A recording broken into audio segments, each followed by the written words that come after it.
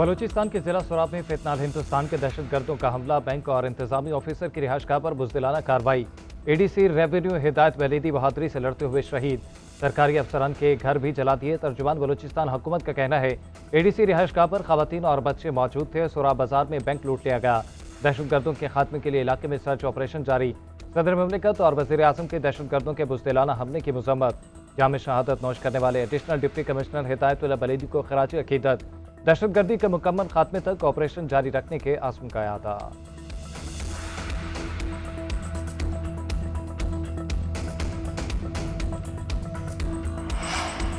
वज़ीर आज़म शहबाज शरीफ, field marshal Asim Munir और वफाकी वज़रा आज क्वेटा का एक रोज़ा दौरा करेंगे। वज़ीर आज़म शहबाज शरीफ क्वेटा में जिरगे में शिरकत करेंगे। गवर्नर, वज़ीर आला बलूचिस्तान और सूबाई वज़रा भी मदऊ, अरकान असम्बली, कबाली और सियासी हमायतीन भी जिरगे में शिरकत करेंगे। जिरगे में बलूचिस्तान की अमन व अमान समेत मजबूत सूरत हाल पर तबादला ख्याल किया जाएगा। सूबे के हमायतीन को मुख्तलिफ अमूर पर एहतमाद में लिया जाएगा।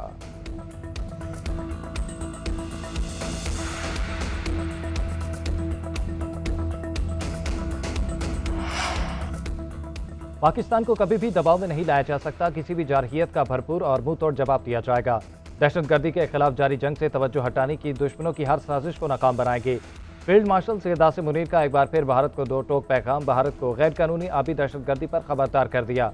जनूबी एशिया में स्ट्रेटेजिक इस्तेहकाम के लिए मसला कश्मीर का पुरअमन हल जरूरी करार। Command and staff college Quetta में खिताब करते हुए कहा, हिंदुस्तान के हाइड्रो टेररिज्म के नताइज भयानक होंगे। अवाम भारतीय जारहियत पर पुरानी दीवार बन गए। मार्के हक की कामयाबी कौमी आज़म और ताकत के तमाम अनासर में मुकम्मल हम आहंगी का मुंह बोलता सबूत है। पाकिस्तान में दहशतगर्दी को भारतीय रियासती सरपरस्ती मिल रही है। कौम के ताबुन से इस जंग को मंतकी अंजाम तक पहुंचाएंगे।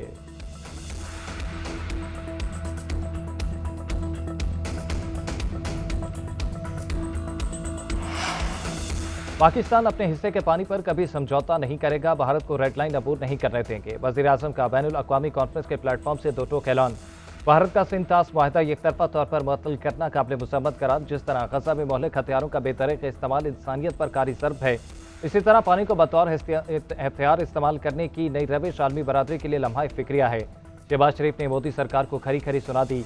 वज़ीर आज़म तुर्किया, ईरान, अजरबैजान और ताजिकिस्तान का दौरा मुकम्मल करके वतन वापस पहुंच गए। अहम दौरे में भारत की जारहियत और पाकिस्तान की अमन पसंदी को उजागर किया गया। दोस्त ममालिक का शुक्रिया भी अदा किया। पाकिस्तान और भारत के दरमियान किसी भी वक्त स्ट्रेटेजिक मिसकैलकुलेशन का खदशा रद्द नहीं किया जा सकता। क्राइसिस अब भी मौजूद है। रद्द-ए-अमल मुख्तलिफ हो सकते हैं।